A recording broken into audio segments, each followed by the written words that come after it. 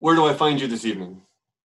I'm in my family home where my parents live and my brother lives. This is where I've Great. been most of 2020. And how you been doing? You're smiling, but how you been holding up? I've been good. I've got music to distract me from everything. Good music and a big special, so that's really nice. No, it's lovely to talk to you. I'm really honored. Yeah, likewise. How exciting to have this big album coming out in just a matter of weeks. People have already been hearing a lot of these songs. It's so wonderful. To put into words what that's like. Ah, well, it's always difficult to put it into words, but you know, I've been making records since I was 19. I'm now 36, and I still really believe in the process.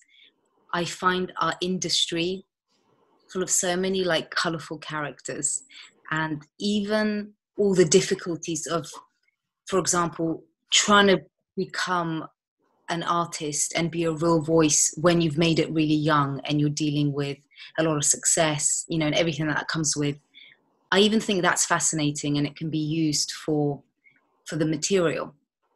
I also think, being an artist is about where you pause and how you look at your life and everything that you observe. So, I don't deny that there's things wrong with the world, but I'm much more interested in observing and demonstrating human kindness and the beauty of the world. And so that's what I try and capture in my work. So even if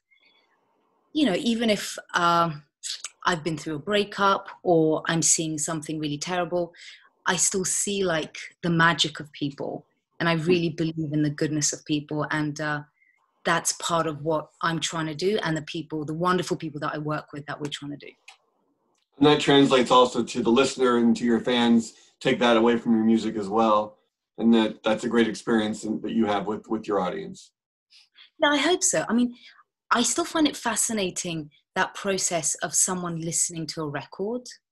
I think as a musician and as a record maker, we're trying to design that process. We're trying to create that invisible architecture.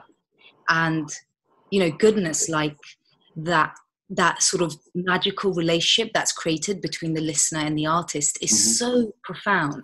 And, through hard work and through some like real imagination, you can create something special. And I just hope to continue doing this for, as long as I can. You mentioned record, and I saw you with the actual record, with an actual LP, and a little promo you're doing. How cool is that? How exciting is that to have that? Obviously, not many people are buying albums, but everyone loves the vinyl, and it's gorgeous with the poster. How excited are you to be able to have that available for the fans that want to do that? I cannot tell you how excited I am. I actually don't own a vinyl player, but this promotional campaign, putting this record out, album number 8, I actually got to listen to it, and it was divine. I'm a little too young for the vinyl generation, but it really is. And as soon as I got home, we filmed that video in Poland, and as soon as I got home, I ordered a vinyl player. I was like, okay, we need to get one, because there is something truly magical just about watching it spin and hearing the sound coming out of it. So yeah, I mean, these days people aren't buying, a lot of the physical product because they can hear it everywhere. But there's something really profound about vinyls. Yeah, yeah. Well, it looks like a gorgeous package, and the music's so gorgeous, and the videos are so gorgeous. Let's talk about the process of having this product and the beauty you brought to this. Everything about your music has always been beautiful, but something about this album just seems extra special. Maybe it's the year we're all going through, but it seems like this beauty is really needed right now.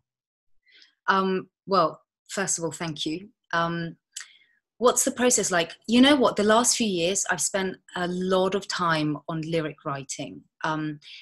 I've always found songwriting in the genre that I work in, which is singer-songwriter, inspired by the Great American Songbook, inspired by artists like Dylan, Joni Mitchell, the Carpenters. It's sort of a mixture of those styles.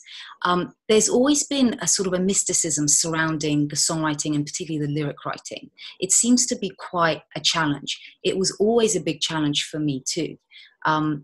But I just thought, you know what, I'm going to take the time. I'm going to research everything I can find about the topic and see how it can add to, my world as a working musician. And so I ended up doing a couple of Berklee online courses, headed by Pat Patterson. I also did a Faber Short course in fiction here in London. Mm-hmm. And then I also looked at like other books, you know, the field of poetry. And so I just discovered so many interesting things from these different art forms that it just felt like there was so much to give to the art of record making. And then, of course, teaming up with brilliant co-composers like Leo Abrahams, Sam Dixon, Tim Harries, Luke Potashnik, you know, and they really helped to mold the harmonic structure of the songs. And, you know, as well as just really bringing, you know, as much love to it as possible.